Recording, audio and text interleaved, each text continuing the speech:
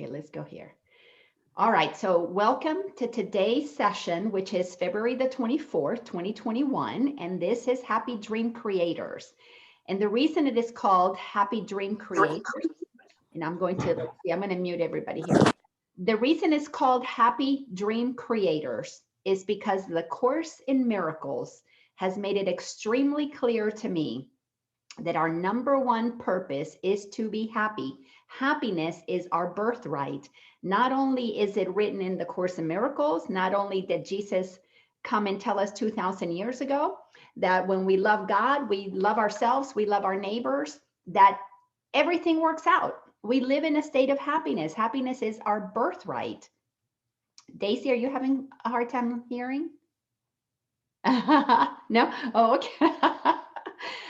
So anyways, not only is that a natural thing for us to be happy because it is our God-given birthright, but even our founding fathers knew when they wrote our founding documents that it is one of our inalienable rights to have life, because that's what God is, life through us having a human experience, to be free, to do whatever it is that Source wants to do with us, and to be happy in the pursuit of whatever it is that brings us joy, as long as we're bringing to the world. So it is a giving and a receiving. So with the awareness that we were created for happiness, it is abundantly clear that the best use of our spiritual journey is to find out all of the ways that we have blocked happiness from our life. So to understand how we blocked happiness from our lives, we've got to go on a journey. It's a search and rescue mission. We've got to search the ways that we blocked ourselves and rescue our divine inner being, our divine Christed child, Buddha nature, whatever you want to call it. We've got to bring it back out from the places where it has been stuck in hiding, basically, because we've shoved it into a corner. So to get the conversation started, because I'm going to use a couple different visuals and then we'll tie it all together. To get the conversation started, I want to use a lesson 277. So if you have your course, Angela, if you could do me a favor, if you could in the chat group just put in there that we are reading lesson 277, please. So lesson 277, the title of it is Let Me Not Bind the Sun with Laws I Made. So this is a statement that I am for myself. And of course, the Course in Miracles is a course in training our mind so that we each end up doing what the Course is telling us. And if everybody does the same thing, everybody will then not bind others with the laws that humans have made. That's the way you translate that title. Let me not bind the sun with laws I made. Let no human bind another with human-made laws. And it's pretty simple. When each of us does this, then we free the world so that all of us can experience the pursuit of whatever it is that is going to make us happy. And that happiness is built in when we discover our purpose, when we discover what it is that we love, when we discover what it is that, that makes us sing. All right, so this lesson states, the first paragraph of this lesson, it's a very short lesson, only 2 paragraphs. The first paragraph is basically a prayer, something that we sit in quiet contemplation, and we're talking to God. So in my case, the Course says your son. Now I would say, your daughter is free, my father. Father, mother, God, source, spirit, whatever you want to do, change the words so that they don't create, your ego's going to react to certain words in the Course, change them to words that allow you to receive the message. So your daughter is free, my Father, mother, God. Let me not imagine that I have bound myself with the laws I made to rule the body.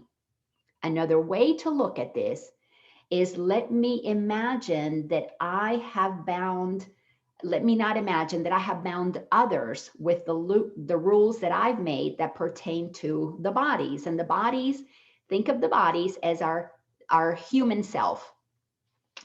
He, she, others are not subject to any laws that I made by which I try to make the body more secure. So the Course in Miracles wants us to get out of the business of attempting to be attached to our physical bodies, to our human self. So this is a prayer that states, God, I get it. As humans, we've created a bunch of rules and regulations that govern humans, that govern our bodies, that govern what we physically do. That's what this is all breaking down to. Others are not changed by what is changeable, meaning inside of us is something that is eternal, that cannot be affected by the laws that we make up. And what cannot be affected by the laws that humans make up, which are changeable, is an essence within that is unchangeable. So we're training our mind to make a statement. I understand there are God's laws and there are human-made laws. I'm not going to use what is unchangeable, which is God's laws, to try to play around with what is changeable, which is human laws. So I'm going to leave all humans to their own devices, and I'm going to stop trying to control them and manipulate them. And again, it's best to take what is of the body as human, what is of spirit as God. And then it goes on to say, he is not slave to any laws of time. Humans, we're really not enslaved by time. He is as you created him because he knows no law except the law of love. So humans are using time. Actually, we made up time. Time only exists in this dimension, this 4D dimension, 3D world. It only exists here because we have taken a natural progression where we just rotate, and we have taken what appears to be light and call it day, what appears to be darkness and call it night. So we move through a period of light and dark, and we go around in a circle, and we have broken that time. We have broken that movement into what we call time. And if it wasn't for humans making up clocks and calendars, we would all be moving through a natural rhythm in sync with the movement of the planet, the movement of the earth, the movement of the sun. Well, the sun doesn't move, but our movement around the sun.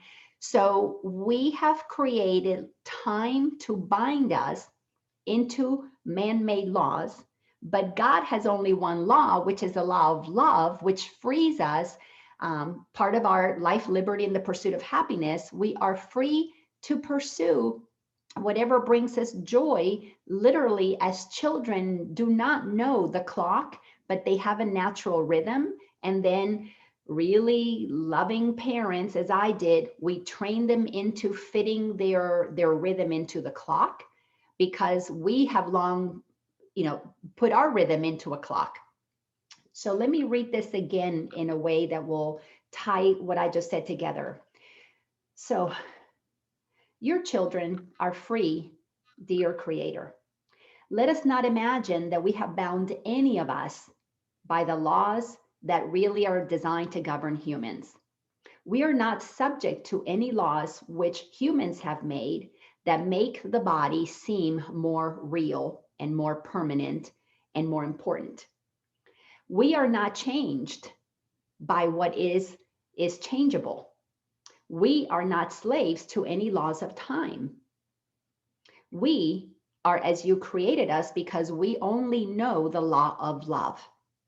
So our mind has to be purified from the human-made laws that bind us to rituals, that bind us to things that are external, things that are changeable, things that come and go, laws that get changed. Look, we just had a presidential shift, and what happened? A bunch of executive orders within a few weeks, and now all the laws that were there before, or the executive orders before, rules and regulations from just a couple of weeks ago, now have changed. So in the world, humans change things. When we're operating in discord from the unchangeable law of love, which exists inside each and every one of us. So let me stop here and let me know if this makes sense. And Angela has placed in the chat group the lesson that I was reading from, in case anybody needs to go there to find it. It's lesson 277, and I read paragraph 1 out of 2. So let me know, does this make sense so far? Do you have any questions about this? And unmute yourself, because I've muted everybody, please. Let's make this interactive. I want to hear from you.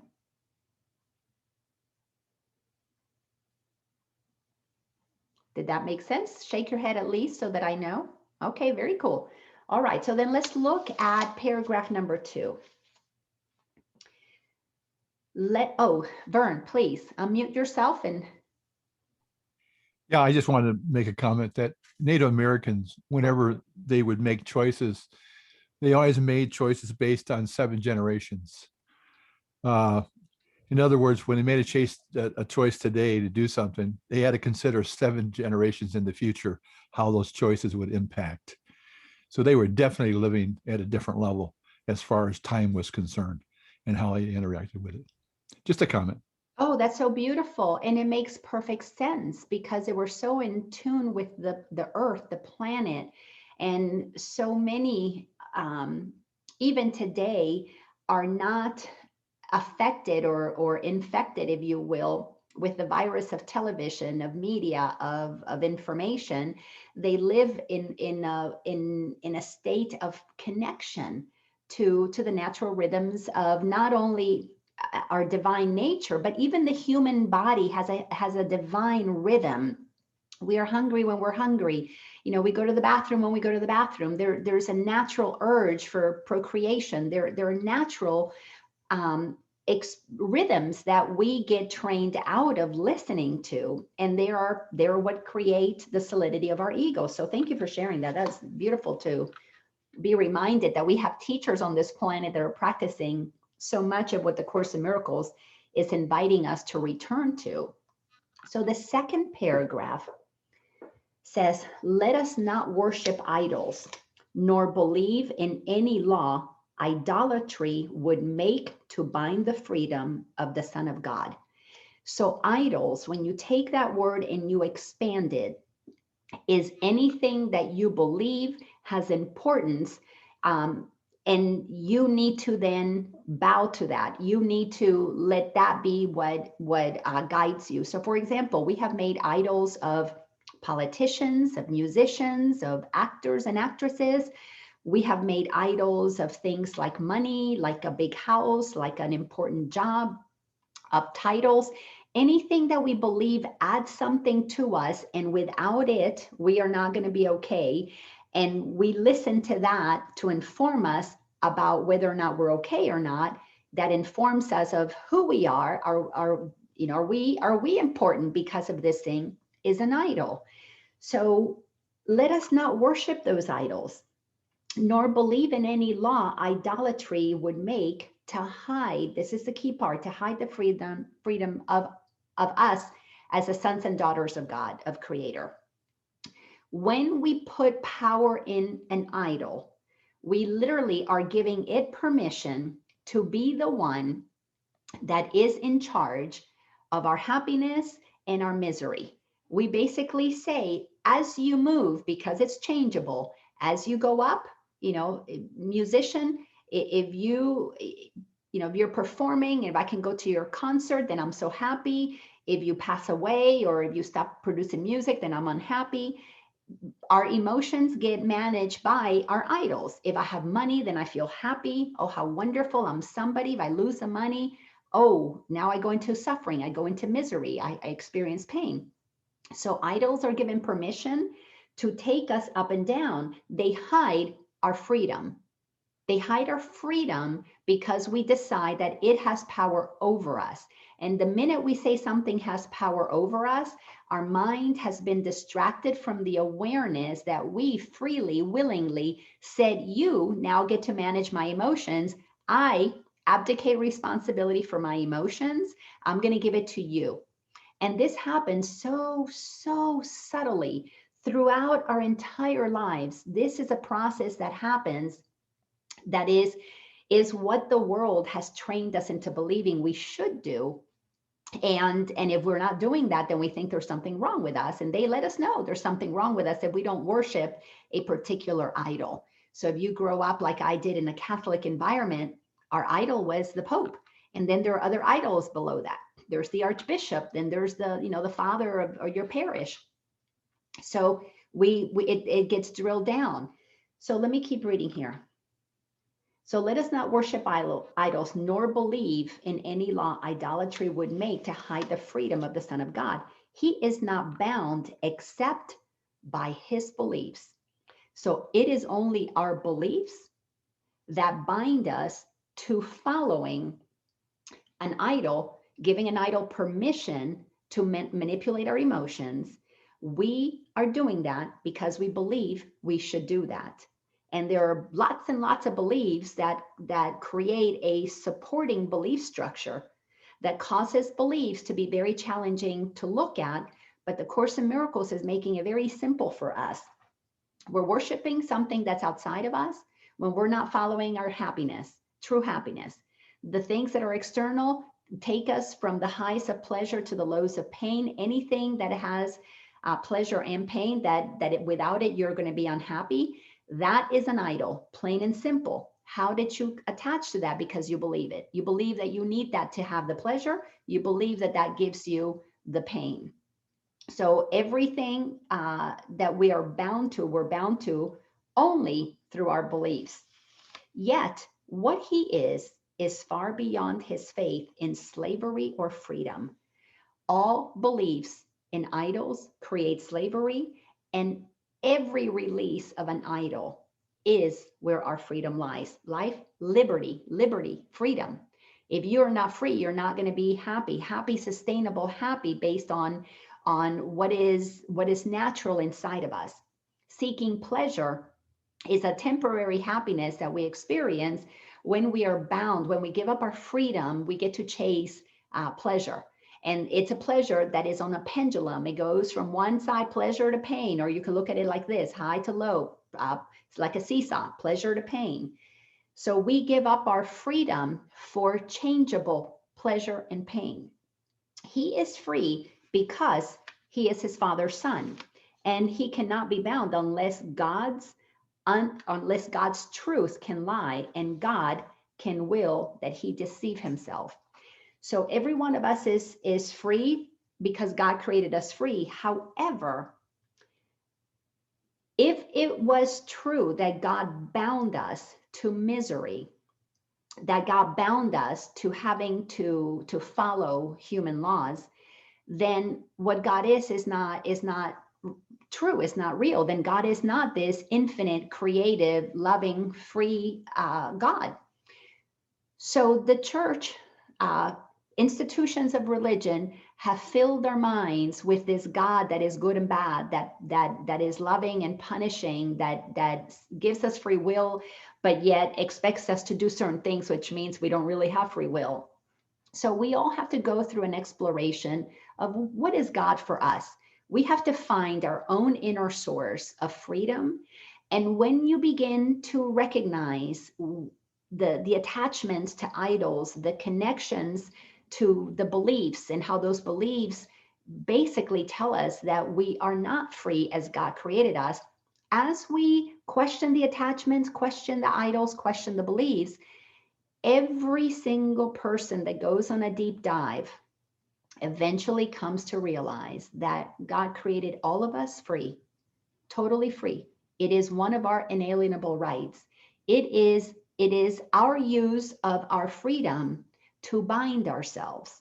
It is our use of our freedom to deny God made us free. We are that free that we can say we're bound, because all of it is based on perception. It is based on the mind. So lesson 277, let me not bind myself with the laws humans made, plain and simple. So let me stop here, see if anybody has some questions, and then I'm going to take us through a little bit of a diagram to help us see visually. And those of you who've been in my classes, this will be familiar, but this cannot be stated enough times, because this information comes into our head, and until this information moves into integration, We cannot have transformation. And as long as we're attached to outcomes, we are not free. And as long as we have idols, we are not free. As long as we have unquestioned beliefs that bind us to things like time, to bodies being real, we are not free. And that means we're going to keep chasing temporary pleasure. And on the other side of temporary pleasure is always pain. Because when we choose to bind ourselves, we are choosing unknowingly. We weren't conscious of this before. This is why we have to wake up and become conscious and aware of this. When we bind ourselves to chasing pleasure, we have decided, we are giving permission to learn from the pain, which is the inevitable thing that will happen when the pleasure pendulum swings into the pain realm. So the contrast between pleasure and pain is what activates our lessons when we're unconscious. When we become conscious, we can learn through pleasure. Why? Because it is our birthright to be happy.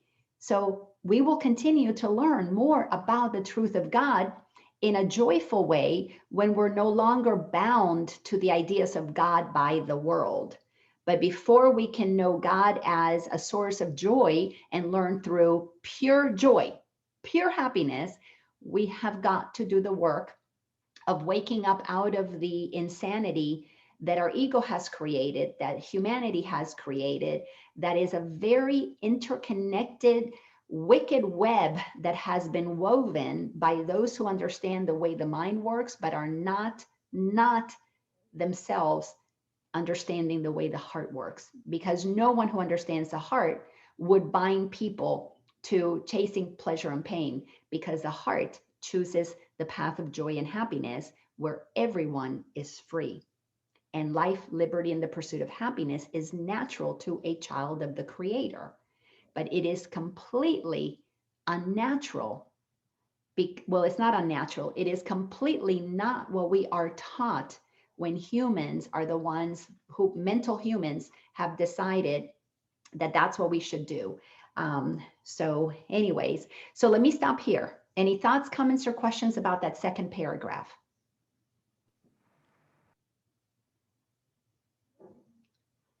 Jody, there we go. Oh, hey there.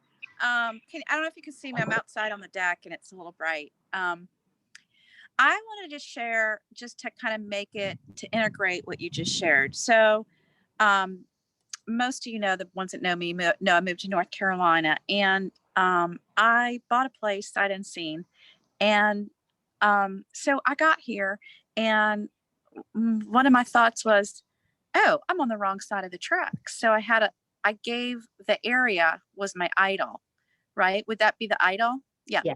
So I decided in the moment when I had that thought, why am I giving my power to where I'm at? This is perfect and precious. So I caught the thought, but I think I'm just sharing because, and now and then I'm back grounded in the truth of who I am, which is my happiness and joy. So it's fascinating. But I guess I want to connect in with that thought and what happened, because that's super helpful. So it's actually a little deeper than that, but now you're on the right track. So go ahead and stay unmuted and let's have a little dialogue here, because what the opportunity here is to really question the web of deceit that gets created in our mind, which is why it's so difficult to unravel our belief structure. So you judged that you were on the wrong track automatically, good and bad, pleasure, pain. So when you go to the pain, oh, I'm on the wrong side of tracks, there are multiple things that get activated. So tell me, let's unpack this a little bit. What are some of the other aspects of being on the wrong track? So just list them down. Sure. The first one would be safety. Like, do I need to double, triple lock my door? That's one. The second one would be, what do people think about me? It means that I make bad decisions. What else? Keep It means it means I let myself down again. I mean, I don't really feel that way, but that's what was in my head then. Yeah, just unpack what's in your head. So Okay. what else? So if this house is not what you thought it would be, what are some of the things that this house can take away from you because of where it is? What are, Oh, let me ask you oh, this way. What do you believe you cannot get now because you're in this particular house? that I can't walk to some cool shops, or that I can't um make friends and invite them over, or that, just all the craziness.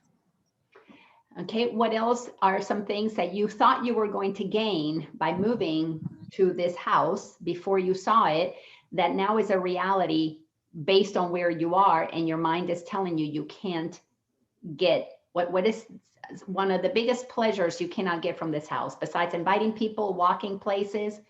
What's something you're not going to get? Pride. Okay, so pride has been bruised. What else? Were you expecting Yeah. this house to give you financial reward? Now it's not going to. Oh no, it is. It's actually great. I actually love the inside. I So so Yeah, is there a disappointment on money? Yes or no? not at all. Okay, so it's not a money thing. So then it's really more about the pride and the freedom, the safety. Yeah, a little bit of that. Anything else? Um, oh, that my ex-husband lives below me. But you knew that before you bought it. Yeah, but it's all part of it. Yeah. Okay. So this is more about the property being on the opposite side, because now you're mixing different things with this. Oh, that's true. Okay. Yeah. So No, then you're right. You're right. so then this is not, this house was not, it's not about making money. It's strictly now only what you're not gaining is the pride. Oh, look at where I live, or now I'm not so safe. Yeah. Is that it? Yeah. Okay. All right. So, that's it's when we can drill it down and we can get down to what is actually there. Well, the pride is an inflated persona. It's a, because of if I look this way, or I live in this place, or this is what I drive, or this is how much is in my bank account, then equals this, I'm at this level, higher in people's opinions or lower. Right. So our mind has been trained into believing that there are certain things that we have to do to be at the pleasure level. And now, as you moved into that house, as you saw what was there, the ego starts saying, I failed, I failed, I failed, I failed, I failed. So now that takes you down into the pain place. So internally they're suffering because we have idolized our image. We have idolized a perceived idea of what society says is okay. And when we don't measure up, because the ego, everything is about right or wrong, there is a falling down from grace. There is the pendulum swings the other side to kick us in the butt. And as far as safety, when we put our safety in the world, in where we live, in others, we disconnect from recognizing that our safety lies in our own inner connection with God. Now, that does not mean that you, even in a less affluent area, have a whole bunch of neighbors who are aligned with their laws, the laws of God, the laws of love, whether it's a low income area or a high income area. We live with people who have disconnected from their internal alignment with God and have gone into an external alignment with an idol of stuff. So, Oh yeah. yeah, so the safety issue gets activated because we are projecting out there our own lack of alignment with God.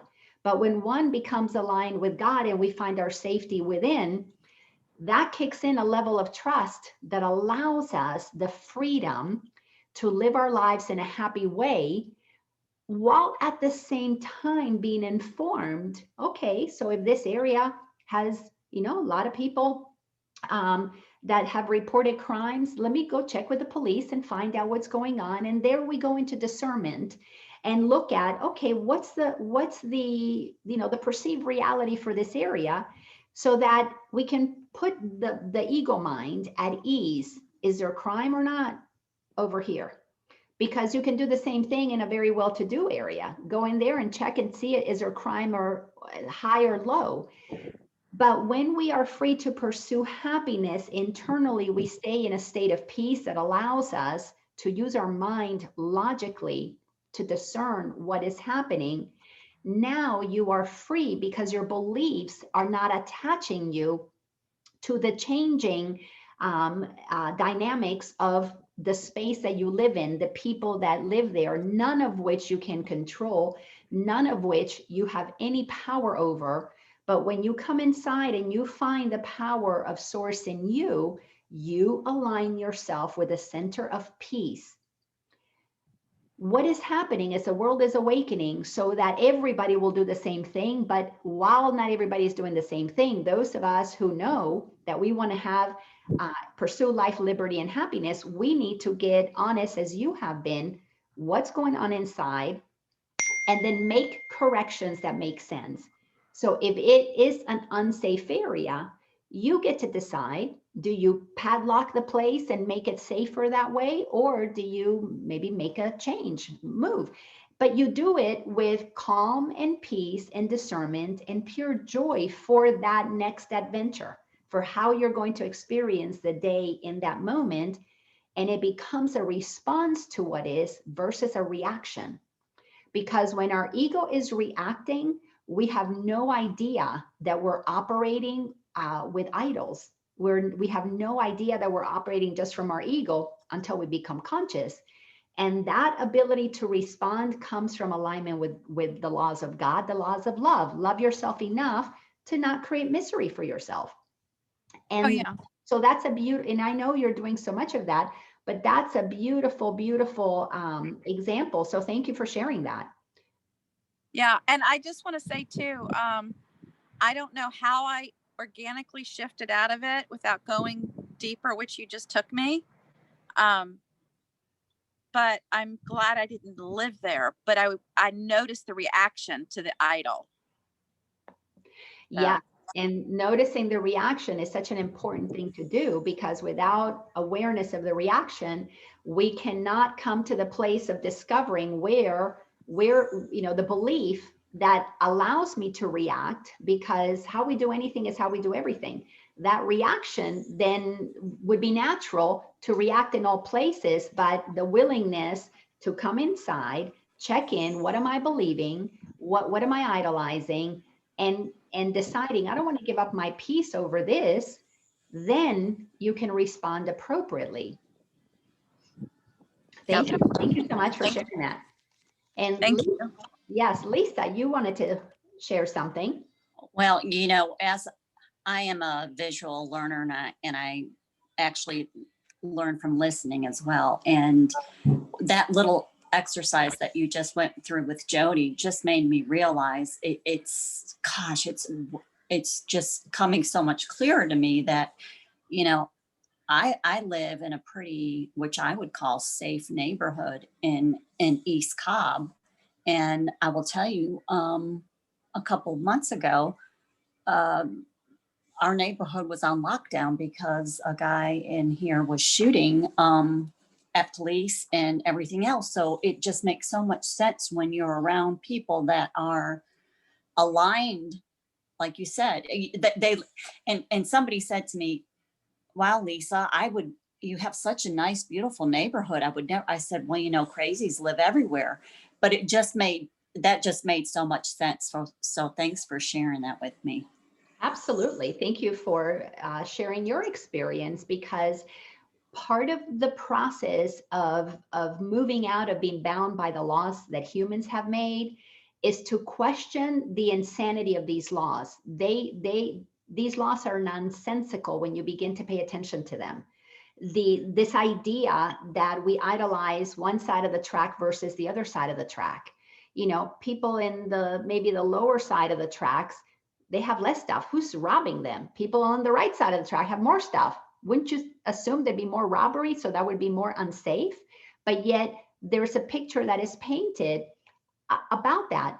I don't know about you, but I've never been through a ghetto area and found any one of those low income ghetto communities that have put massive alarm systems and gates, guarded gates, around their houses.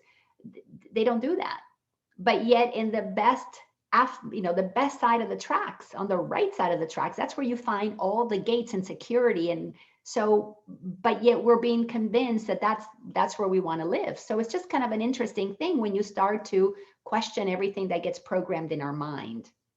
So now I want to take you, unless anybody has any other thoughts or comments around that particular conversation, I wanted to do a little visual here to help us look at how we come in these pure, beautiful minds. Because, and for those of you who hadn't seen this list before, this is a list that it's a map of consciousness based on power versus force.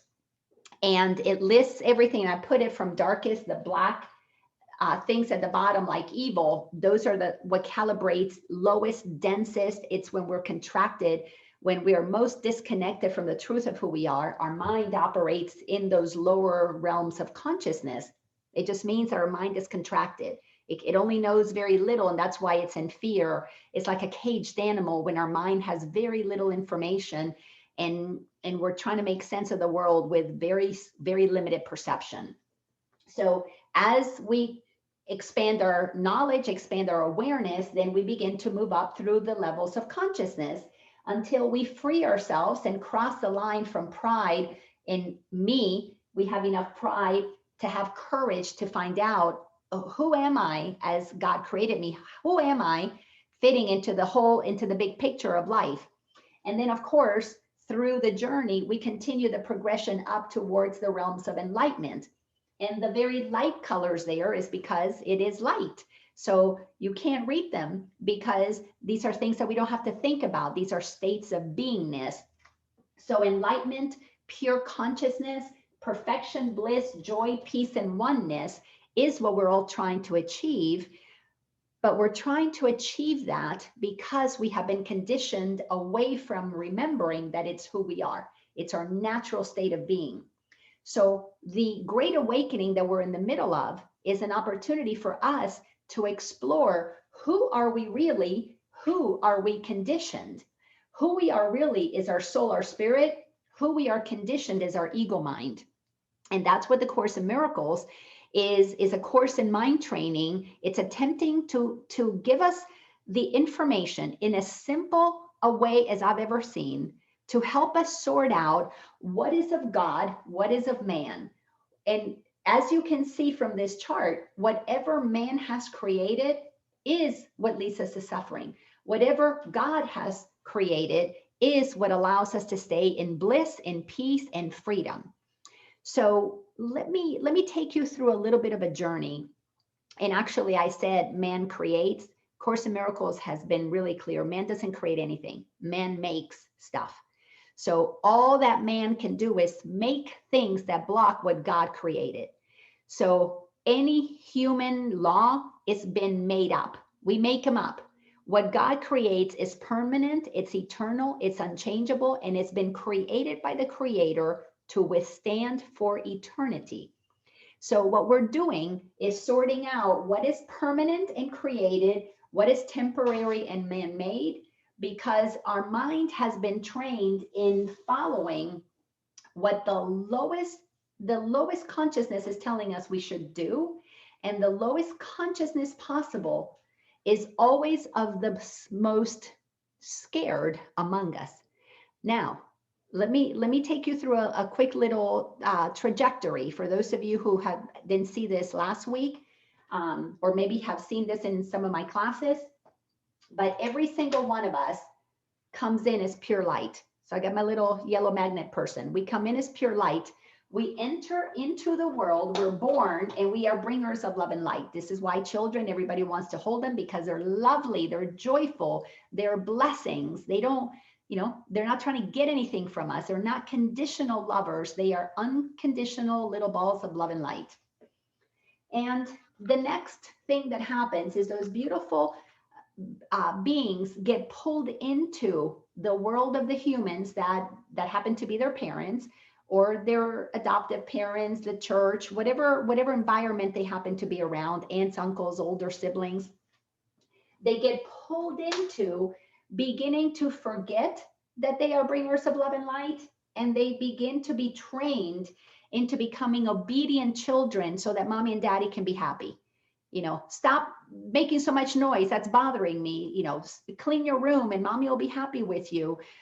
Do your homework and make dad proud. So the mind begins to get conditioned to move out of being a bringer of love and light into bringing in. You want me to zoom into the board? Let me see. How can I do this? Let me take the camera off here. Maybe this way. Is this what you want to see? I can't zoom too close in because then I lose it. Is that what you meant, Lisa? So I can give you this kind of a zoom, let you see that. Okay, so let me take the camera back and I can read to you what's on the board. I'll take a picture and post it. I can't post it in there. But anyways, so as we get conditioned into believing that we are less than what we are, we begin to densify. We move from being bringers of love and light, and we begin to become conditional givers of our love and light, because mom and dad taught us that we are supposed to be conditional. Mommy's only going to be happy if you do this. Daddy's only proud if you do that. So we little by little begin to manipulate how much we give, how much we don't give, so that we then become conditional lovers. And as our mind gets further trained into what we need to do to make us happy, to make others happy, to become somebody, to be known as successful, our mind gets further trained and we get even denser, and we begin to cultivate a sense of egoic pride, who I am, which when we're unconscious, it seems like that makes sense. You have so much pride in yourself, but it is conditioning the ego mind that is now determined to figure out, what do I need to do to be happy? What do I need to do to be somebody? What do I need to do to be successful? What do I need to do to make mom and dad proud? What can I do, like in Jody's case, so my friends will come and visit so that they will feel happy with me, because I am no longer remember that I am a child of God. If somebody is judging me because of where I live or what I wear or the car I drive or how much money I have, that's not real love. That's the conditional love that is learned because it's a man-made construct. So then we descend into the realm of the ego mind, where everything is about good or bad, right or wrong, up or down, pleasure and pain. Everything is dualistic because it is based on the mind swinging, because it's not trained. We're swinging and picking beliefs out of our brain that are placed in our very well, when we're little children, we have a blank brain, and the brain gets conditioned with information that we receive from the environment. And if we have unconscious parents, we end up creating neurological pathways with thoughts and beliefs that all of them have a polarity: good, bad, right, wrong. If you do the wrong thing, then you're going to get in trouble. Then you got to try and find a way to make it better, typically through a lie, so you don't get caught. That's how the brain will balance itself. Or you do something good, you get this person, this love of your life. Now you feel good. Yes, I'm somebody. You complete me. Now I'm okay. That person leaves you. Now the brain goes into the other side to, what did I do wrong? Mom was right. I'm not a good person, or grandma was right, or whatever. So then we punish ourselves. And so that's the way the brain works. And when we get prideful, we become very demanding people, because we're demanding everything that makes me feel good about myself, because my brain will go into overdrive if I think I did something wrong. I start either punishing myself or I go into punishing somebody else. Because to self-correct, we have now been given tools that allows us to understand what is human made and what is God created. So the best that we know to manage our discomfort is either to numb it in here or to stop it out there. So we get violent out there. We're gonna force people. We're gonna lock you down. We're going to tell you you can't speak. I don't want to hear what you have to say. I'm gonna block you from my social media. I'm gonna tell the police to come put you in jail, or in some case, I'm gonna kill you, so that I can stop the discomfort there. And in here, we do the same thing. I'm going to numb myself. I'm going to drink. I'm going to drug. I'm going to sex. I'm going to rock and roll, whatever will take me away from this discomfort, because we don't believe, we got trained out of it, that we have power to respond to every situation from a grounded place within, which is our God-given right. And because we don't understand the mechanics of real freedom, we give our power away for a perceived sense of safety. And then we hold the world responsible for giving us that safety, because we have been totally, completely bamboozled into thinking that safety is freedom, but safety is really bondage. And we have to shift that by looking at what we have done. So let me stop here. Let me see if anybody has any comments or questions. And then I want to do a diagram to help you see how this journey, when we descend into the density of our egoic belief structure, how it looks in our life, kind of give you a overall big picture of how that works. But tell me if what I've shared so far makes sense. Either unmute yourself or raise your hand so that you can come up on the chat a little higher so I can see you. And I would love to hear from you. What are your thoughts on what I've shared so far? Any nuggets of, oh, hello, Virginia. Good to see you there. Lenora, Natalia, thank you for joining us. Oh, Fiona, you made it. Very cool. It makes sense. Oh, thank you, Fiona. Glad that it makes sense.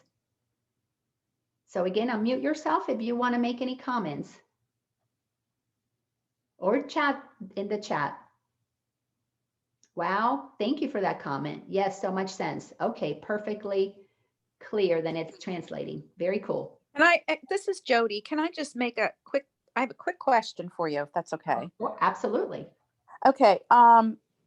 So my question is, idols on the outside, this pendulum. If this is okay, I'm okay. If it's not okay, I'm not okay, because I'm giving my power outside of me. So then my question is, so let's say I'll use the example of moved here, and then in the moment I had a reaction to it, shifted it. But the opposite side is, oh my God, I'm celebrating because X, Y, and Z happen. I've noticed I started making celebrating wrong too, and judging it, because I'm like, well, I'm making something outside of me give me happiness. And that's a little confusing to me. Well, that makes perfect sense. And I'm glad that it is confusing, so that you can then enter into the curiosity that allows you to look at that. So give me a little example of what were you celebrating that then you began to question or okay. adjust? So 2 nights ago, I realized that we are complete alignment and full force moving ahead with the company we have. Mhm. And I was so excited I couldn't sleep. I was like a giddy little kid all night, all by myself, jumping around.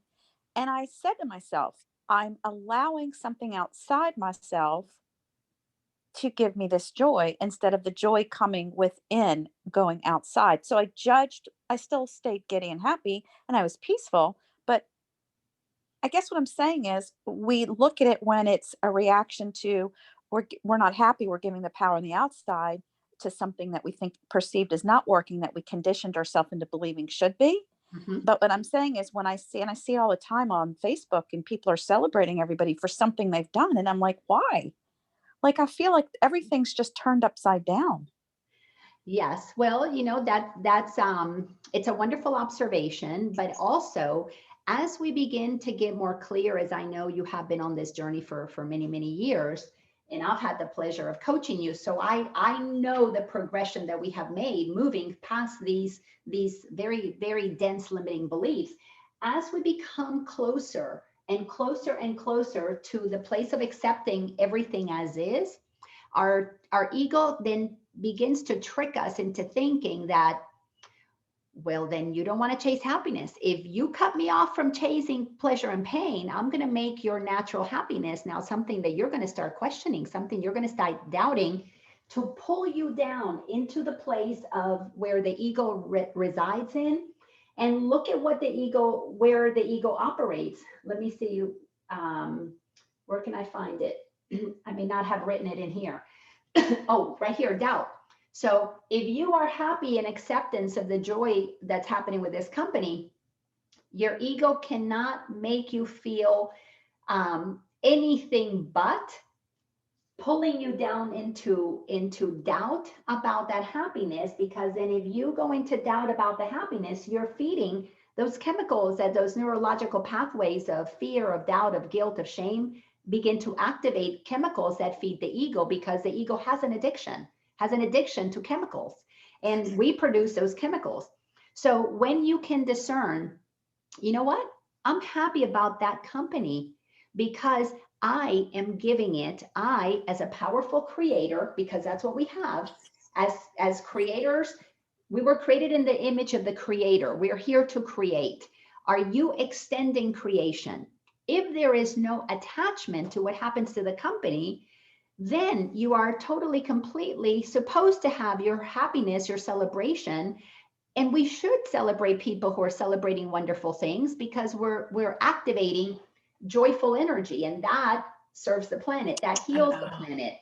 But it is the doubting of joy, the guilt of joy, that is also part of the journey that we have to pay attention to.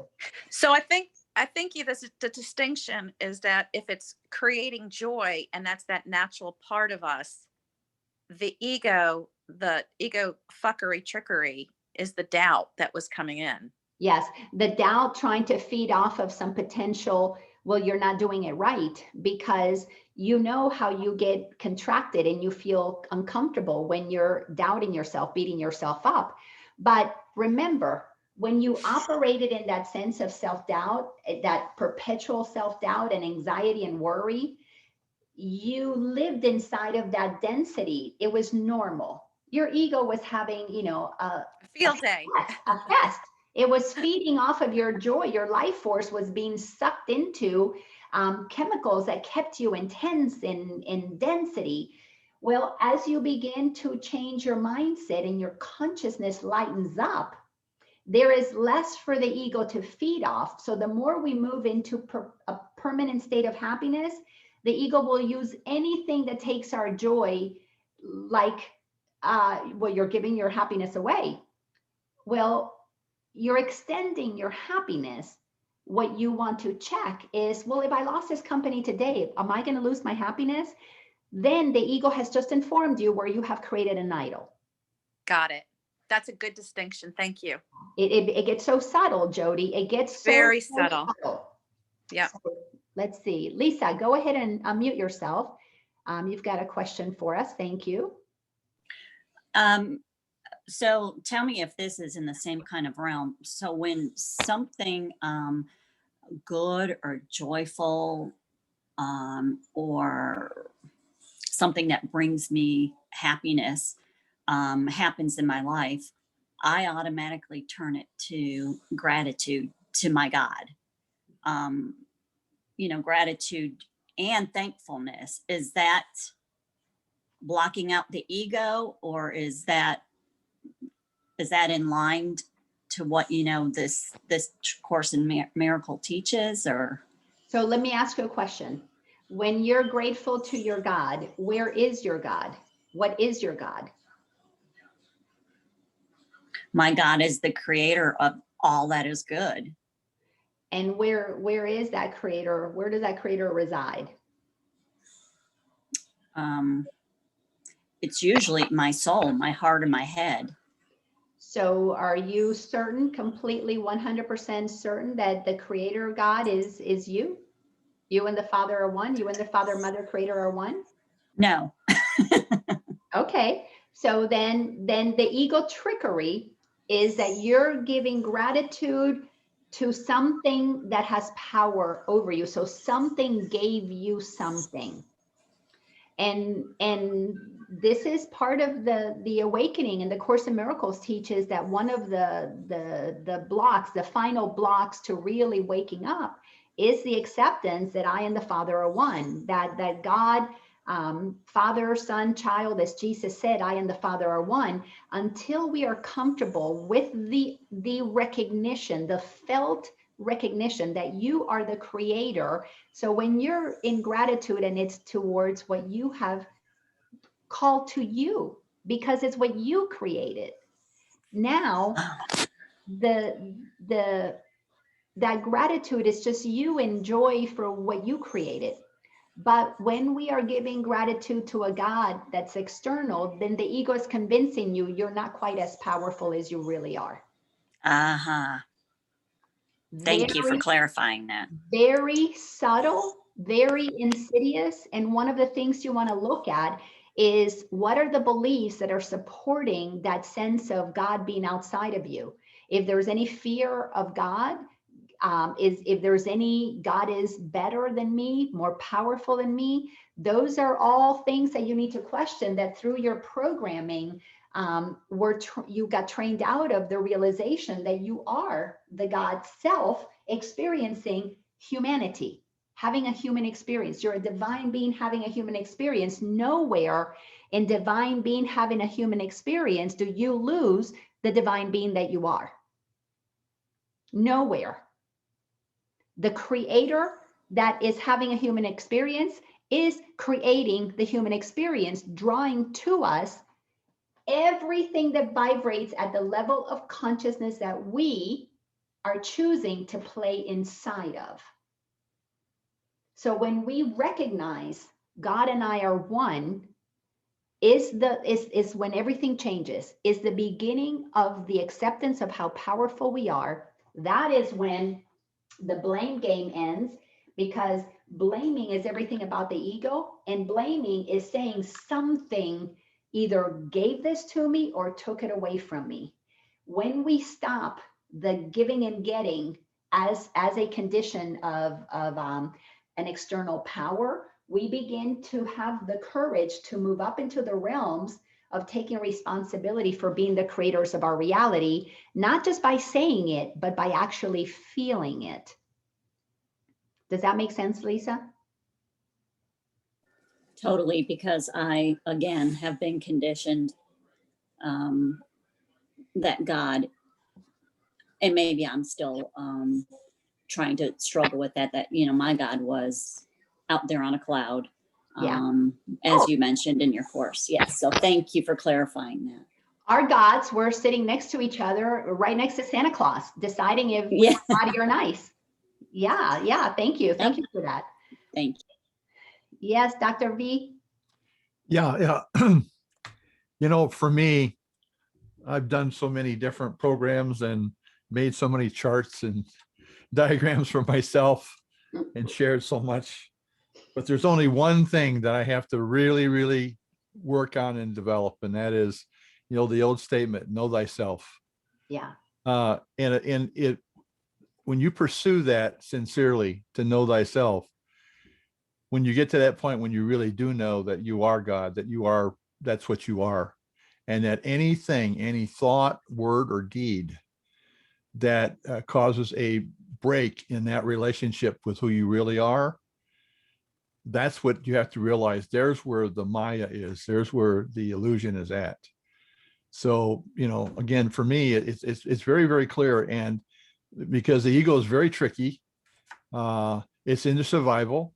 It wants status quo. Matter of fact, it can get very uncomfortable if you get too far along, because then it starts being threatened.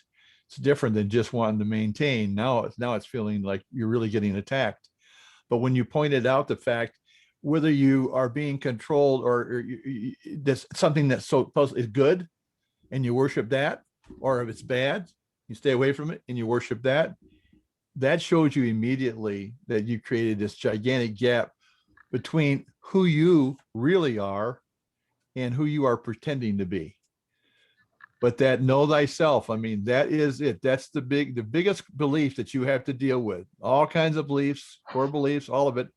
Your biggest one is, what's your belief about you and the whole, you and God? That's it. That's the whole game right there. It is, absolutely. Thank you for sharing that in such a concise way. It is the whole enchilada. And the more that we embody that with humbleness, with awareness of our equality, the more that now we are all the same, all God's experiencing themselves at different levels of consciousness, then the more that we have compassion and can forgive those who know not what they're doing. Because when we descend into the dream, of Maya, the ego, when we descend into the forgetfulness of how powerful we are, it's still God. We have to help God rise out of that density. And we're playing roles for each other to help remind each other so we can remember, reassemble, reunite all of the aspects of God back into one place. And it is so, yes, you have to know who you are. If you don't know what you are, you cannot then reclaim the truth of who you are by a simple process: rejecting, discarding, letting go, whatever word you want to say, to the veils, to the truth, to the beliefs that veil the truth, to the beliefs that separate us from the truth. And you're absolutely correct. The further up you go, the more insidious the ego gets and the more challenging it is, and the more vigilant we have to become, which is why the Course in Miracles is so consistent. You and the Father are one. God and you are one. There is no separation. The Father created the Son created the Father. There is a connection.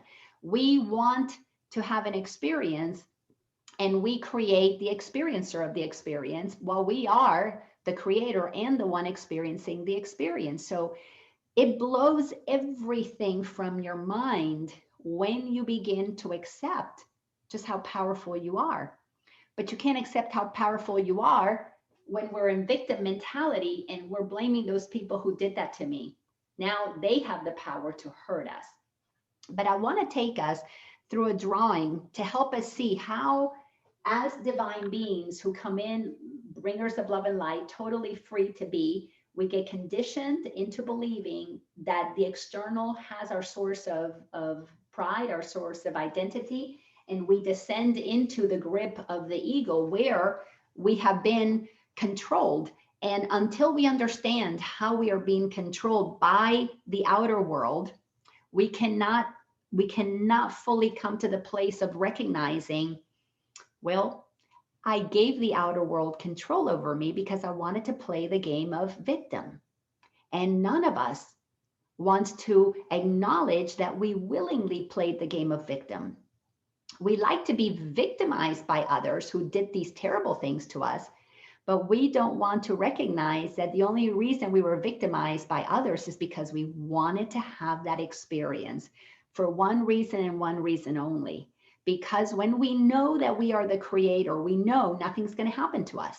And we're relying on our brothers and sisters to help us out of the insanity as they turn on their light and begin to leave us clues, like breadcrumbs, like Hansel and Gretel, to get out of the darkness of the forest. So we give each other clues through songs, through books, through poetry, through paintings. There's so many clues out there that if we pay attention to the clues, they're all pointing at how powerful we are. But you can't own your power until you acknowledge how you gave it away. Because when you give power away, that's how you see how powerful you are. I let you say, or I allowed what you said to affect me. So I'm saying you did this to me. Now you can see how powerful you are to be the one who has created your suffering. Because when you stop wanting to play the game of being the victim, you stop chasing the pleasure, because then you understand it's a no-win proposition. It's a chase. You're a hamster on a wheel, a dog chasing its tail. It doesn't end. But the end of seeking pleasure is when you get tired of inflicting your own personal pain All emotional wounds are self-inflicted. And until you do enough inner child work, where you move out of the density of your wounded self, you can't come up to the place of having the pride that takes you to have the courage to flip the switch on the script. Flip it. I create my own reality. Others create my own reality. And this means you have to accept everything as you being the maker of your state of mind, your emotional state. So here's what happens. Beautiful, bright beings are born into the world. When we come in, we get surrounded by a family. Mom and dad tell us who we are. The mind gets conditioned with information. When the mind begins to get conditioned with information, we are given our name, a status. You know, I grew up well-to-do. I was known as, I grew up knowing my family was very well-to-do, and we had status, and that's why we had, servants, and that's why we had chauffeurs. So it just builds your identity at a certain level, and you begin to see people based on what you're told. You get your religion. My family gave me my political orientation, totally liberal. We are told what the government says. We are told who's in charge. I was born in a country that in the Caribbean happened to have a dictator. The dictator decides how everything is. Then eventually we ended up with a president, blah, blah, blah. So the government has power. Then I was taught who I was going to be educated by and what I needed to do to become successful, what kind of education would get me to the place that I would then have the right career. So my education was important. I was told that as a woman, my role was to get married, to have a husband, to have a home, to have a family, to have children. So I had to get, a partner. We had to have a nice house. We had to have kids. Of course, we had to have a little dog. I am not good at drawing little puppies. Let me give it some ears. Maybe it looks more like a dog cat. So anyways, we are told exactly what it is that we need to do to do life right, to become successful. And of course, you always need the money. And you got to have that because that's what makes the world go round. So you get educated, then you have your career. I never remember how many R's and E's career has. Anyways, my education wasn't all that good because it was in Spanish. So my English, sometimes I can't remember how to spell things. So my career led me to have money, led me to all of these things. And then I was taught everything about my body, what I needed to do to have a body that is healthy, what to eat. I was given the pyramid of foods that I'm supposed to eat, what not to eat, how to exercise, how to look, what makes the body beautiful, what makes it right, what makes it this, that, or the other. I was given all of the information that I needed to have put into my brain. My brain got filled with neurological pathways. All of these beliefs created certain chemicals that activated, feel good, feel bad, feel, open, contracted. So we all get given the poison that creates an incredible addiction. Now we become addicted to states of beingness, to these chemicals that get produced in the mind. So when the love and light comes in, till about the high school years, when you're at home influence, you start getting a little darker and denser. And it is not until you get really solidified in your identity, who you are, what you need to do in the world, that you really get dense. Then as a dense person, guess who you're attracting? Depending on where you are, we attract other dense people. So I find myself a nice little dense partner, and the two of us create this dense family where our children are going to be trained into becoming dense people, and everybody buys into that. So you become totally attached to your belief system, attached to your political persuasion. Why?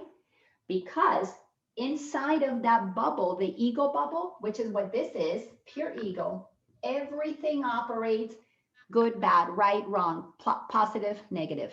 That's it. It's polarity. That's all that can happen, one or the other, and you're constantly attempting to make one feel good, make yourself feel good, because you're doing the opposite of feeling bad. You're trying to balance yourself. And because you're identified with your money, with your career, with your body, with your children, with your house, with your partner, with your education, with what the government tells you, your status, what happens is anytime, let's say, I'm going to put all these people out here.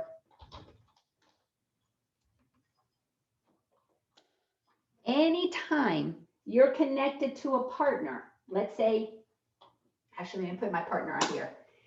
You have an attachment to that partner.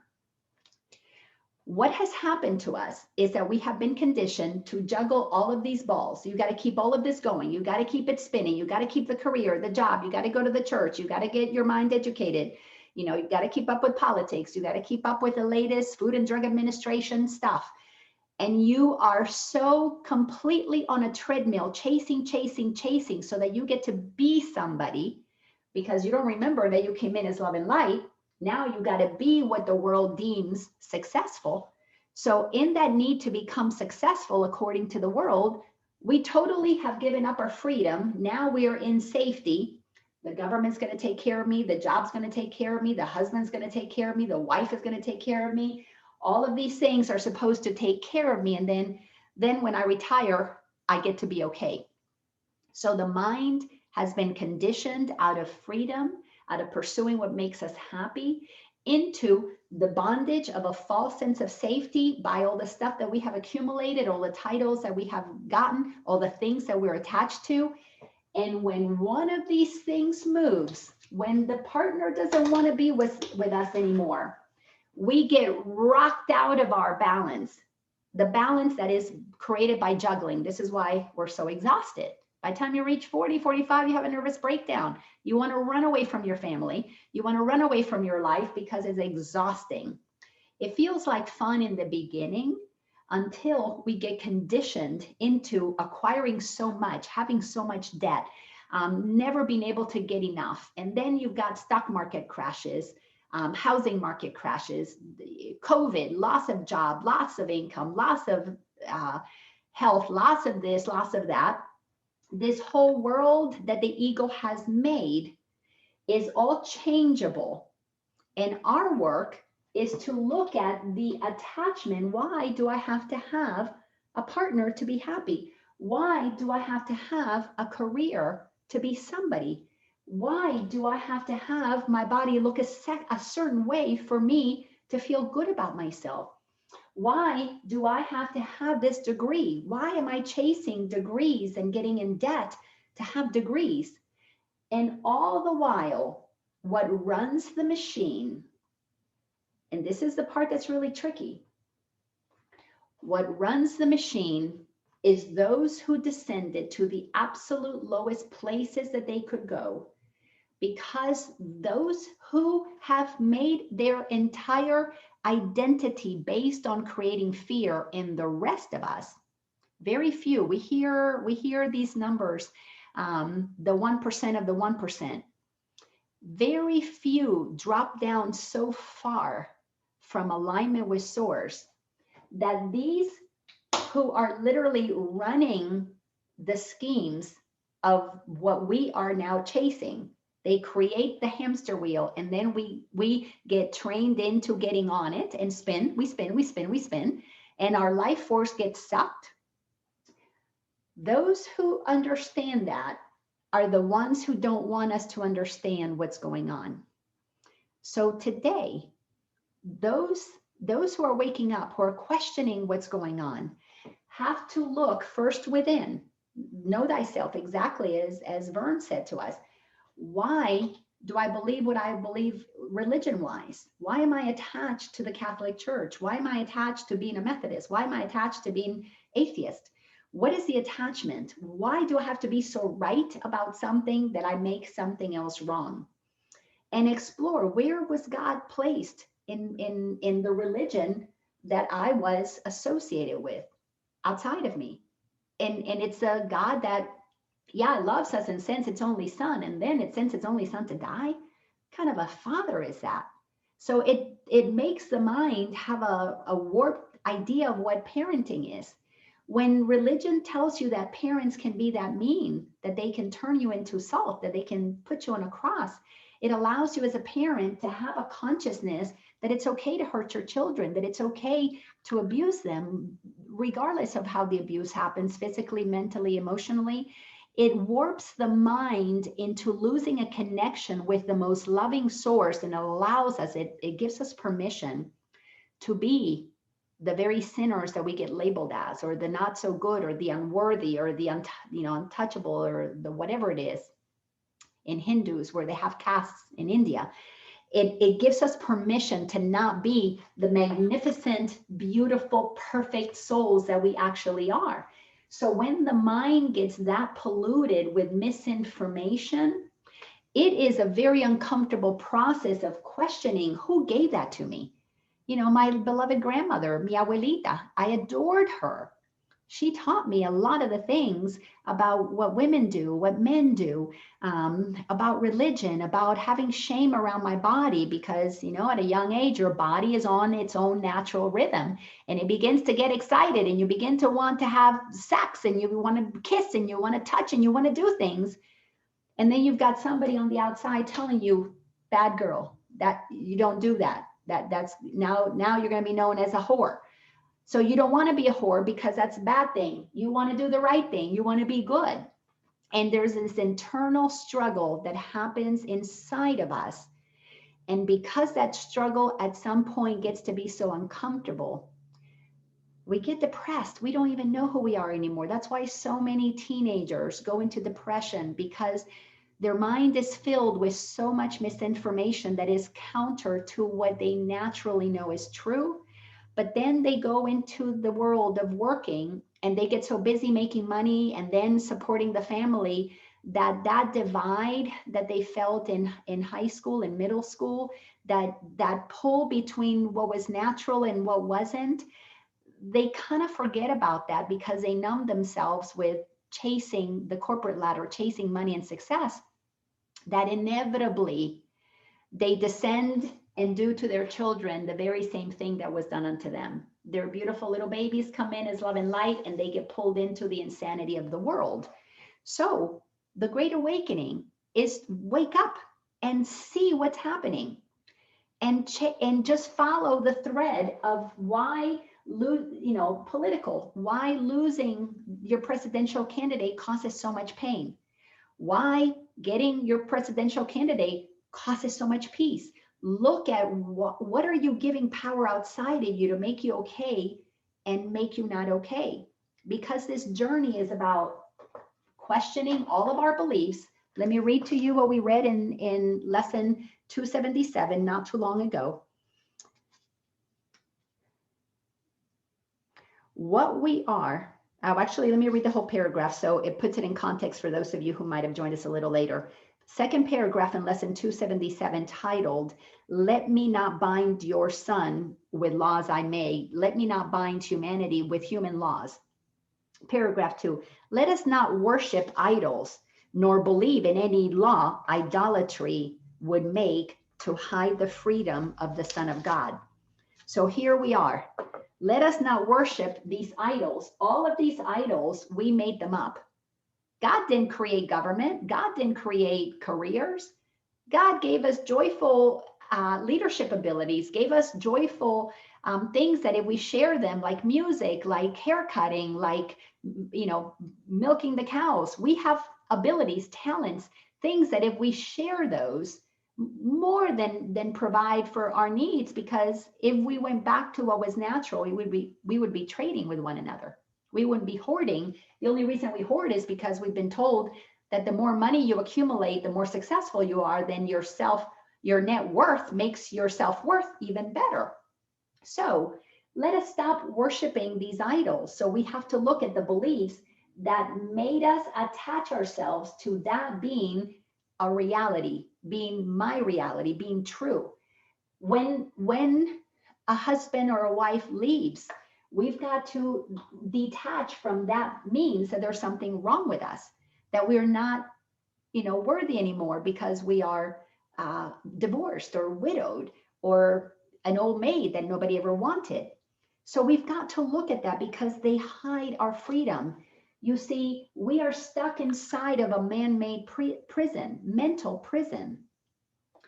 He is not bound except by his beliefs.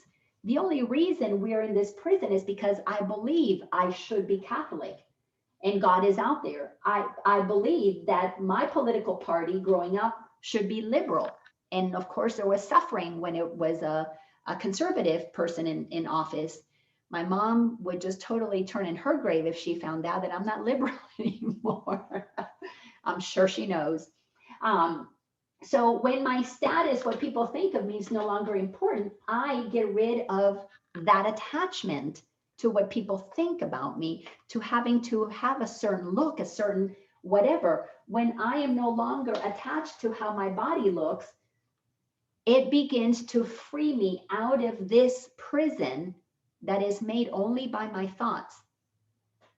Only by my thoughts. So let me read that again. He is not bound except by his beliefs.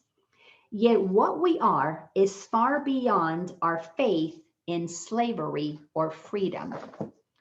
See, most of us has been conditioned to believe that we are free because we're free to pick our house. We're free to pick our cereal at the grocery store. After all, they've got, 40 different flavors. We're free to pick what car we drive. We're free to pick where we work. But what we think we're free to do is actually we are bound by what we have to do to be happy, because we have been told that without all of these things, we're nobody. So are we really free when we pick a Lexus over an Infinity? Are we really free, or are we in slavery to a status that we have to uphold that keeps us working a job to make a certain amount of money so that we can be successful, so that our neighbors, so that our family, so that our wife or whatever can see who we are, that we're the ones providing them something. So we have been enslaved in a system that tells us that we're free to pick between this and that. If we're picking between this and that, that's not freedom. That's not freedom. That is programmed. That's where our mind through advertising has programmed into picking between this and that, as long as this and that is all in that nice, neat little box that we have all been accustomed to live inside of.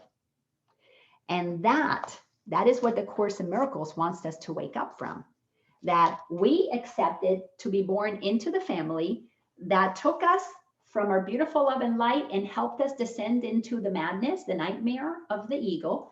We entered the dream of separation, but we brought love and light. And then we enter into the nightmare. When the nightmare gets uncomfortable and these things begin to pull and they want to leave, the job wants to go, the money, the crash, whatever, then we begin the process of the return.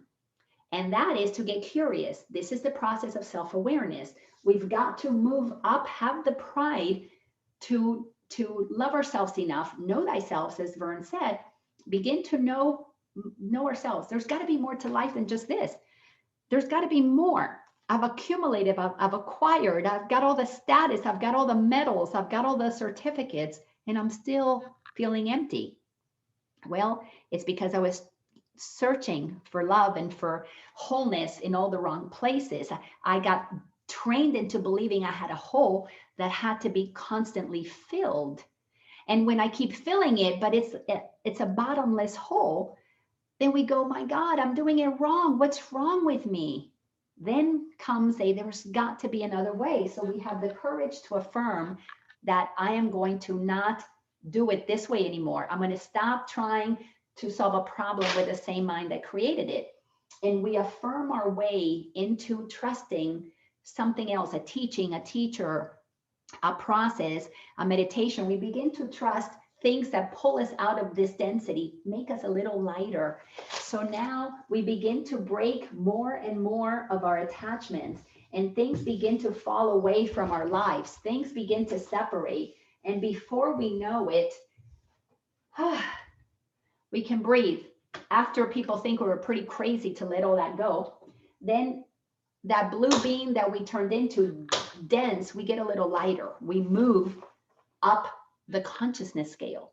We begin to have hope, optimism. We go into willingness to really discover the truth and the power of who we are. And it says in here, let me read this again. He is not bound except by his beliefs. So we're changing our beliefs, we're shifting. Yet what we are is far beyond our faith in slavery or freedom. So now we are not just comfortable with freeing ourselves from this old slavery. We want to free ourselves from the box.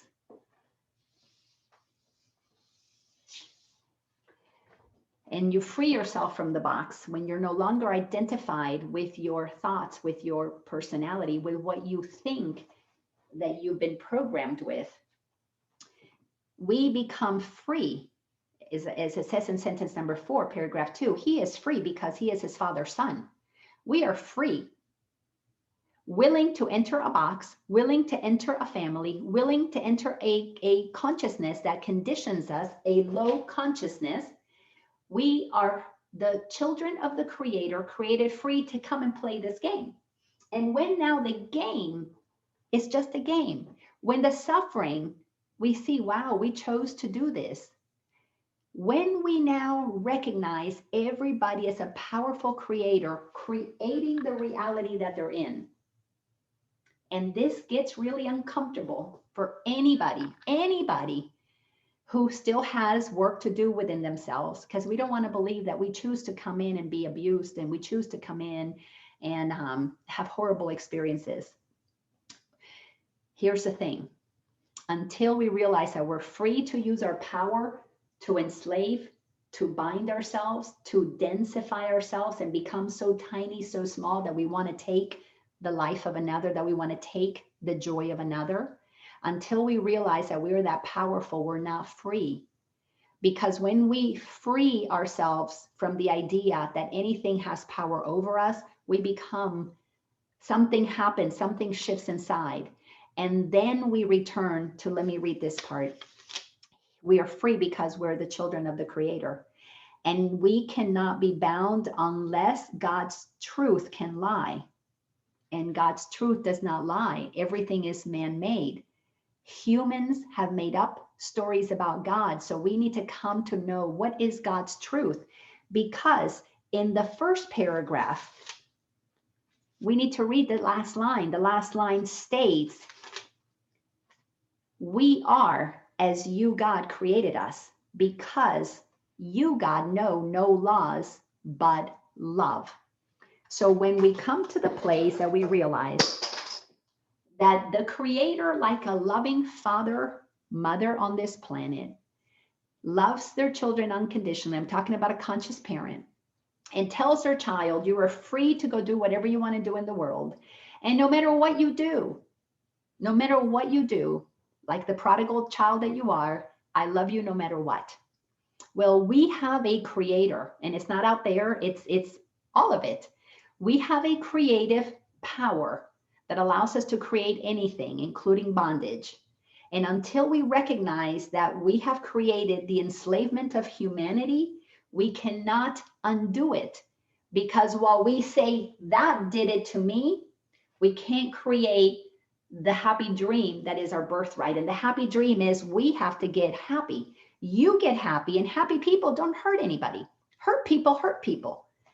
Happy people want to play, want to share their talents, their ideas. They want to co-create. It's a giving and sharing.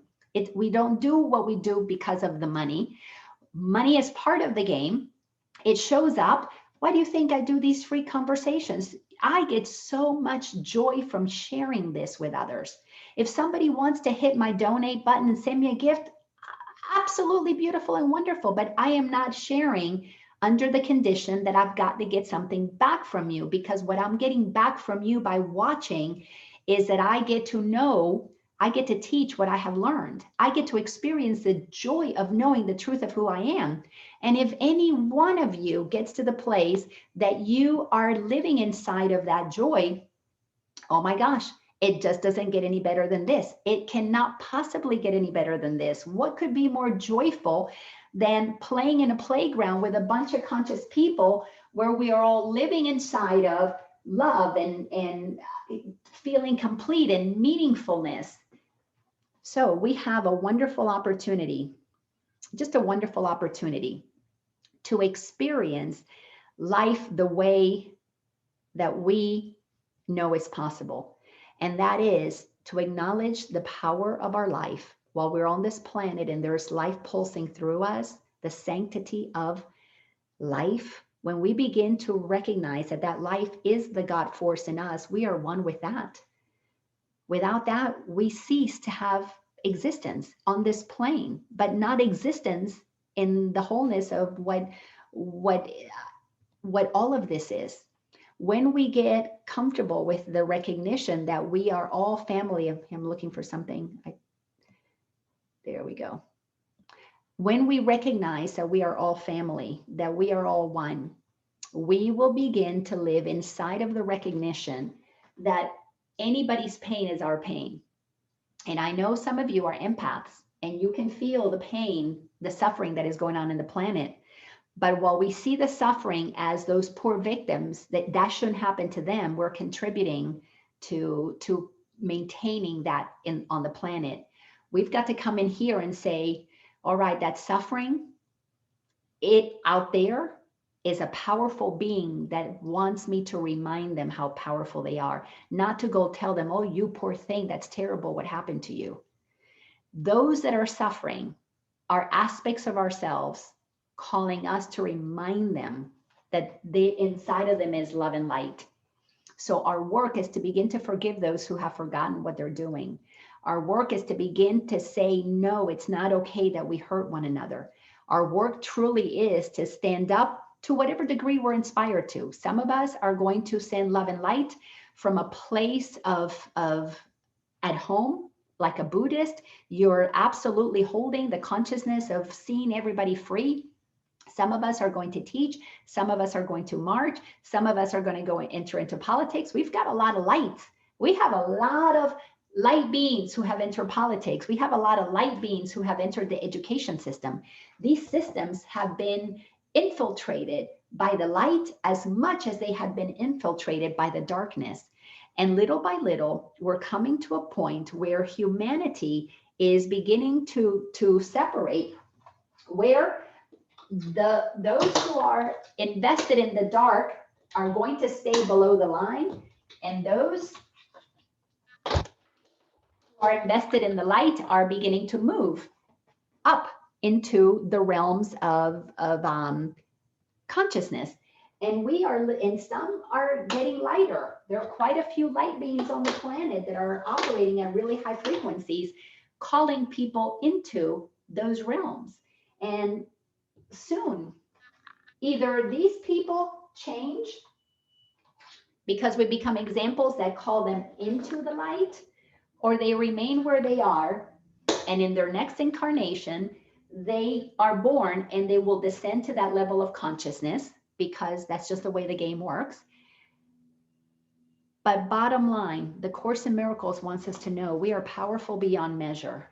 We in the Father, Creator, Mother, God, whatever you want to call it, is a life force that pulses inside of you. It is creative and it draws to you to the same degree of light that you put out. If you put out a lot of light, that's what you attract.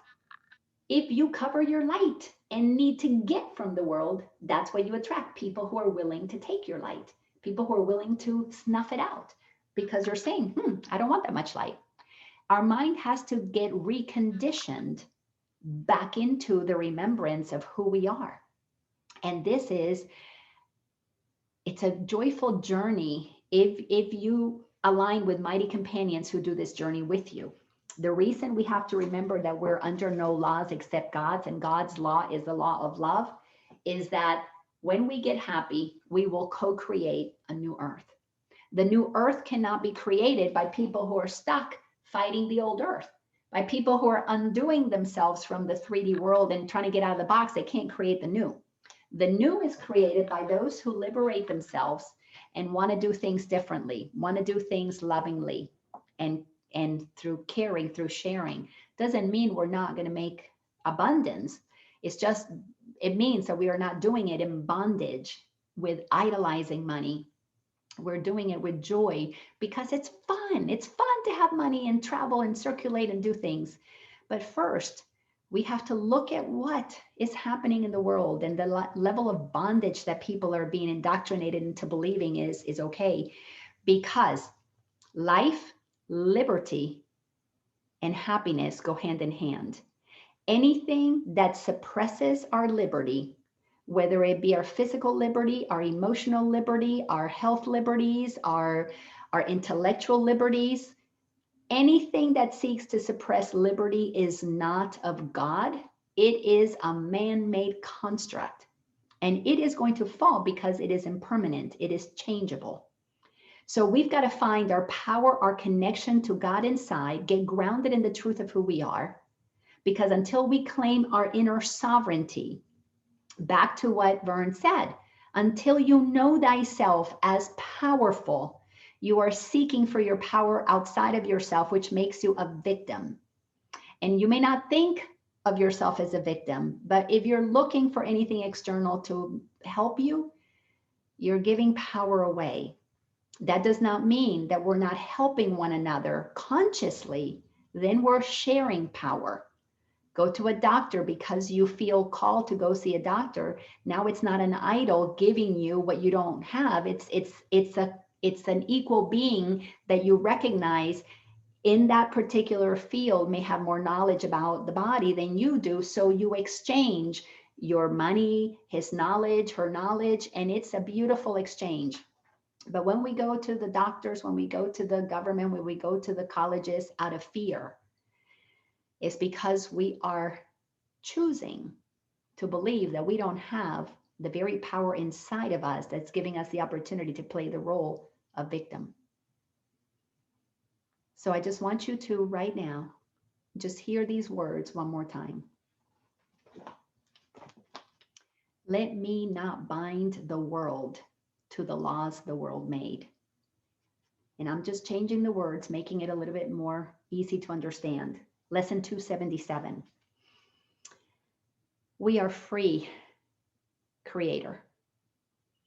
Let us not imagine that we have bound each other with the laws that we have made to rule humanity. We are not subjects to any laws that we have made to try and keep us a little bit more secure. We have not changed what is unchangeable. We are not slaves to the laws of time. We are as you created us, because we know that you know no law except for love.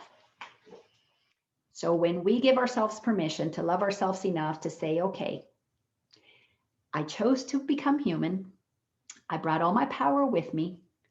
I got conditioned to believe I don't have it. I'm waking up and reclaiming it. Now, how do I want to use that power to help my brothers and sisters remember theirs? Oh, thank you for the little heart. So we are in a place in time right now where humanity is leaving the dark ages. We literally are leaving the dark ages. This is a natural rhythm. Just as the summer follows the spring, we are entering a new age. We are coming out of the dark winter of the ego world. We're entering, beginning to blossom into the spring of liberation. And what follows after that, into the summer, into the joy, frolicking on this beautiful planet, in this beautiful galaxy, on this amazing universe, all that is coming is a world that we have to create, but it cannot become our happy dream until we get happy. And we got to get happy with our power. Stop blaming, stop shaming, stop guilting ourselves, and realize that nothing that has happened has ever affected our eternal nature, which is why we keep reincarnating.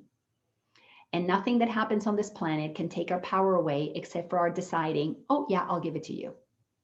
And when we can get comfortable with that is how powerful we are, we will create heaven on earth, because powerful people empowered with love do not do anything but extend it. That's it. That is it. We're here as bringers of love and light. We got conditioned out of that by choice. We need to remember it by choice. Nothing more, nothing less. And with that, my conversation is complete. Now I want to hear from you guys. Thoughts, comments, what did you think about this conversation? I would love to have part of the recording, your thoughts about it. I would love for you guys. Yes, Christo.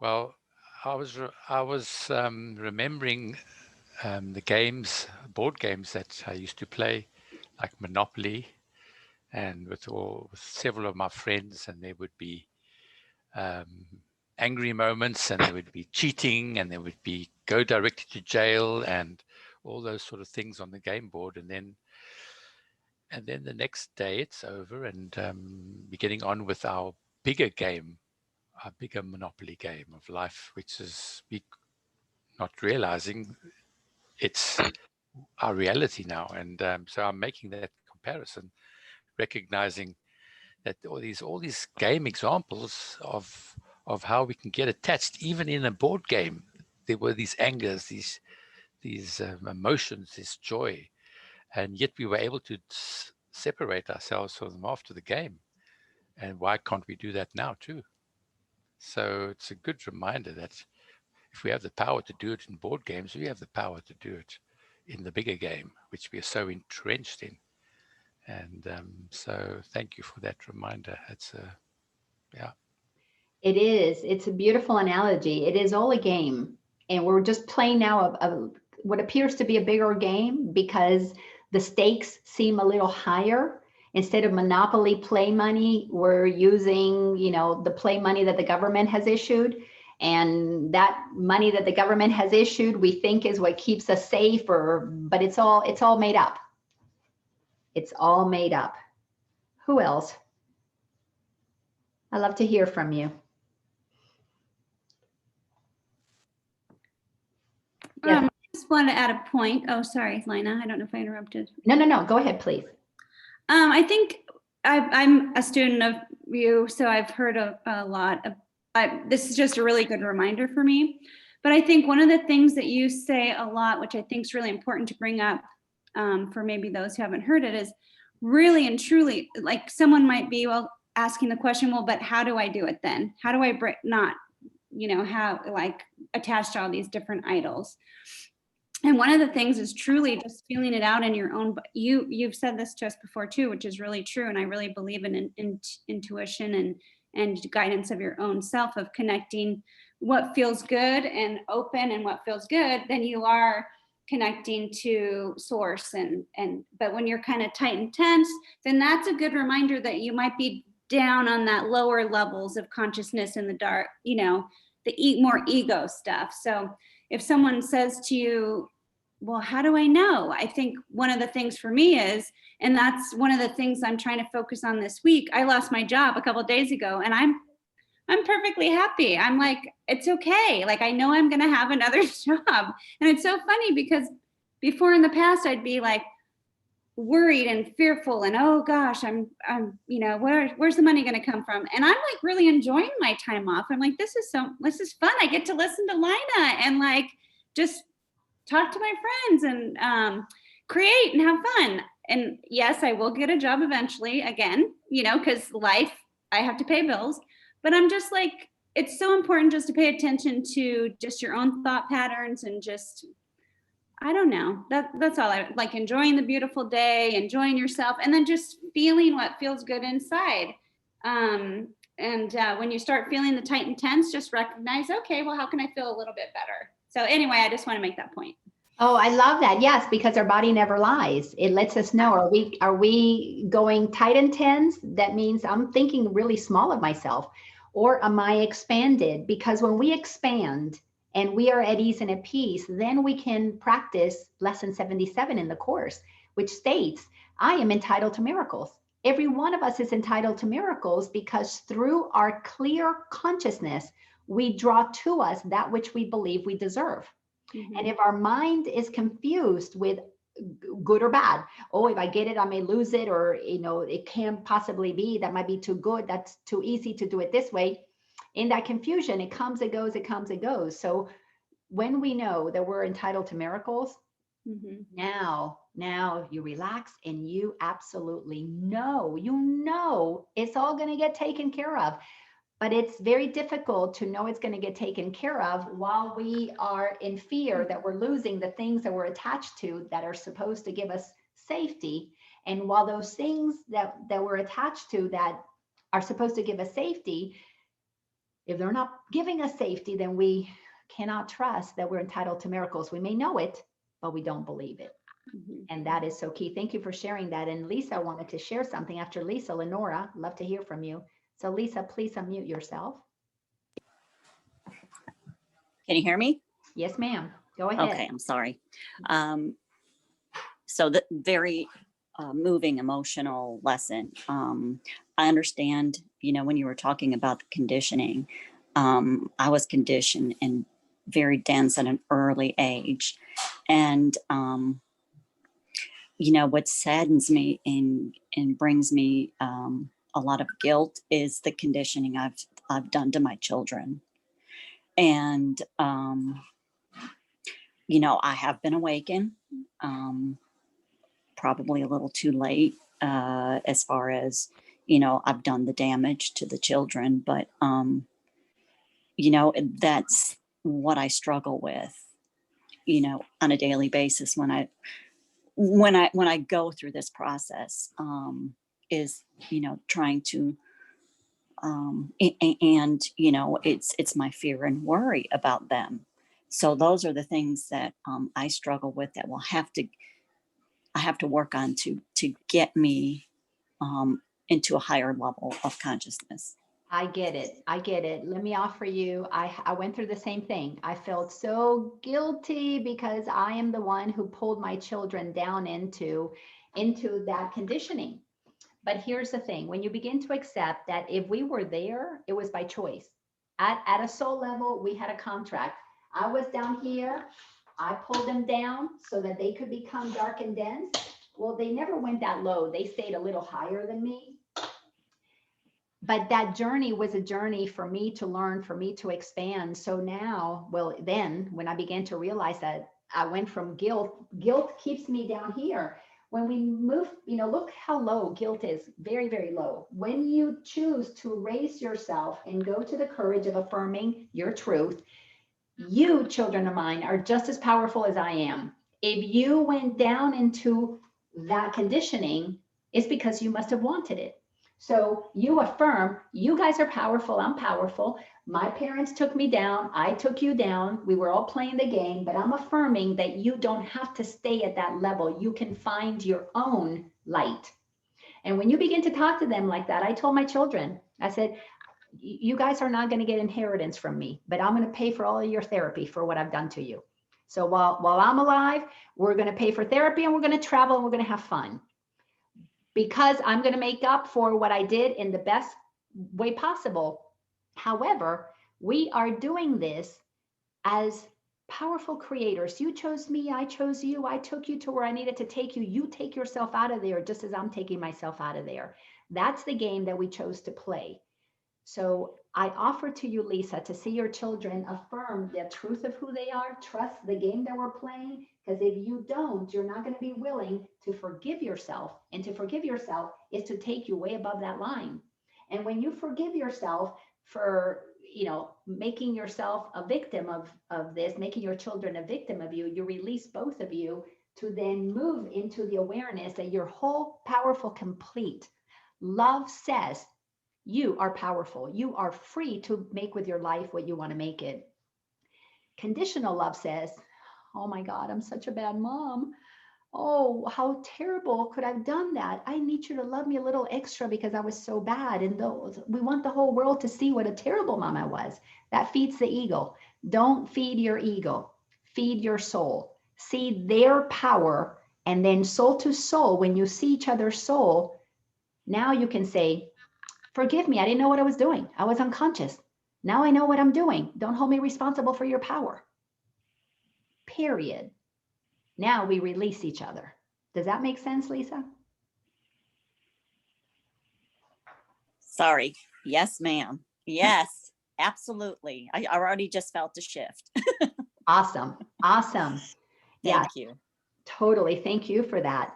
So Lenora, and then after Lenora, Fiona. Go ahead, Miss Lenora. Hey, well, I just wanted to start by saying thank you, thank you, thank you, thank you. And I, as I shared with y'all last time, my religious background was just so, it was United Pentecostal, we couldn't cut our hair, couldn't wear shorts, couldn't watch TV, couldn't go to the movies, had to wear long dresses, long sleeves, all that kind of stuff. But I've moved away from that a lot, but I've still been in this place where like I'm looking up like God is up there, and I've heard this before, and I speak with Laura on a regular basis, and she has told me things that are similar and has brought me through so many situations. But today it just really hit me that, like you were saying, and I remember the scripture verse now in the Bible that we were taught, the kingdom of God is within us, So today it just really hit home to me that even though I had this higher power that I was crying out to, I was giving my power away to the higher power, because again, the power is within me. And I just wanted to let you know how much that really just resonated with me. And as Lisa said, I felt a shift when you started saying that. I started not even get on the call today. I've just been going through so many different things. And I thought, no, I've got to do this. I got to be committed. I got to be committed. And I cannot tell you how grateful and thankful that you are doing this and that I did show up today, because it's been absolutely life-changing.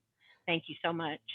Well, you just gave me the most amazing gift, because now knowing someone has received and activated what I know is my truth, I've just helped you shift your consciousness, and now you're putting off more love and light on the planet.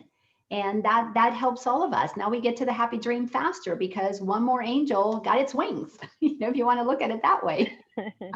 Well, thank you so much. Oh my goodness. So grateful for you, sister. Thank you so much. So Fiona.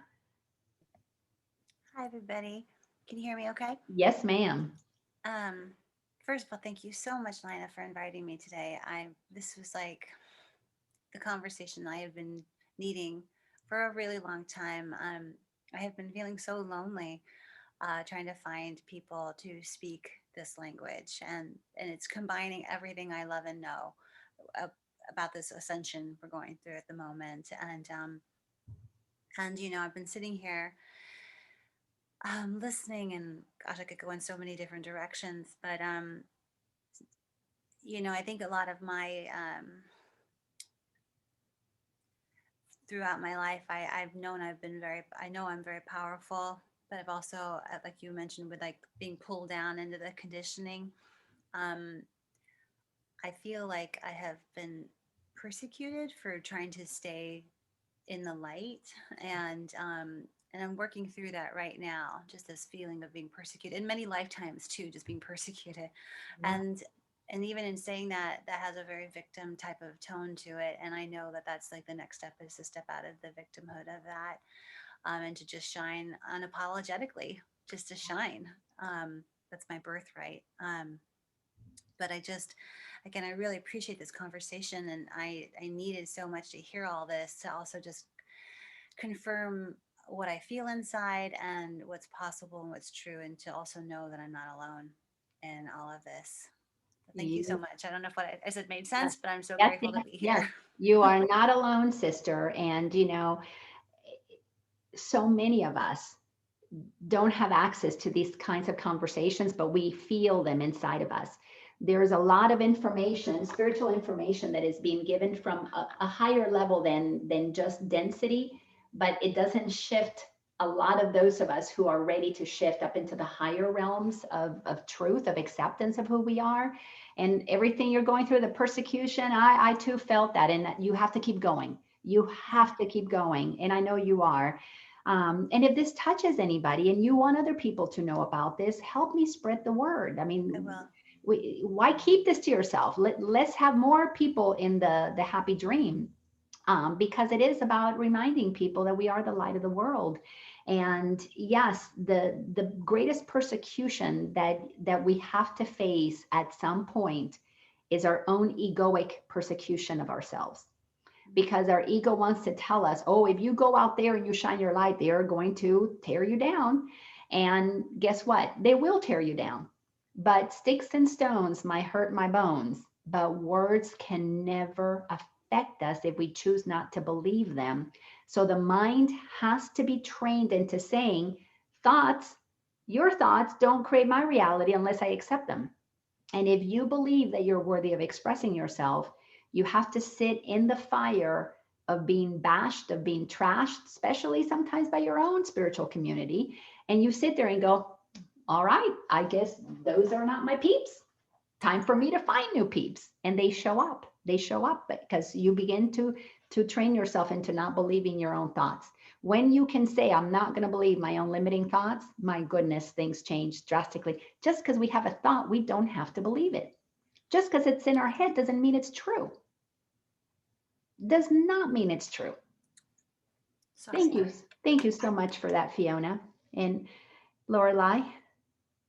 I just wanted to thank you so much, and for everybody that's here, I just wanted to offer, it's so fascinating, everything confirms itself, but it's just fascinating, this conversation. And Fiona, you really hit it home with the old, ancestors, conditioning. And that's really what we're all having. And I'm certainly there. We're having an opportunity to do is to confront the old conditioning and how that has manipulated me, us, whoever, and make different choices. I mean, it's exactly where all of humanity is right now in terms of the cosmic weather. And so I just support all of us in being here. And I just wanted to share something that Michael Beckwith said. I was listening to something of his. He said, community gives us immunity from the lower vibrations. Community gives us immunity. And I just thought that is really beautiful. And that's what this is. This is another community that gives us immunity from the lower vibrations. So thank you, my love, Laina, for all that you do. It's awesome. Well, thank you. Thank you. So next week, when you join us again, 12 o'clock Eastern Standard Time, the same link. So hold on to this link so you're not worried to try and find it on Wednesday. This is it. It's always going to be the same one. It's always going to be, I'm going to put a page on my website so that it's there. Always easy to find at lainaorlando.com. And if you want to keep up with my newsletters, all you need to do is go to lainaorlando.com and register for a free workshop called The Soul's Journey. It takes you through the phases that we go through from conception to enlightenment. And it explains what I just said in a lot more detail. And then it puts you on my newsletter list, so you'll receive the newsletters. But I just received that for next Wednesday, that the conversation is going to be about healing. So we will have a conversation on healing. I don't know what I'll be told when I'm putting my makeup on that day, but I trust that it will be absolutely perfect and what needs to come next, precisely because yes, unity is our immunity. That is where we come together. We have to come into unity. That's what community is. And of course, immunity feeds the soul, heals the body. So thank you, each of you, for being here today. I so appreciate it. And like I said, if this made sense to you, please share it. Fiona, do you need to get the Course in Miracles book? Only if you want it. That way you can follow the the lesson. And also the lessons are online. They're free. You just search Course in Miracles. You'll find the lessons for free anywhere. And let's see. Lenora. So my website is lainaorlando.com. And that's where you can go to register, and make sure you spell Laina correctly, Laina. So with that, thank you all so much for spending 2 hours with me. Wow, what a gift you gave me today. So unmute yourselves and say goodbye to one another, because we held this incredible community, this incredible love was shared here today. Thank you so much. Thank you. Thank you, Laina, and everyone. everybody. Thank you, Have a Laina. beautiful day. Thank you. Thank you. Thank you. Thank you. Thank you. Bye. Thank you so for much, your Laina. wisdom. Of course. Thank you. Bye. Bye-bye.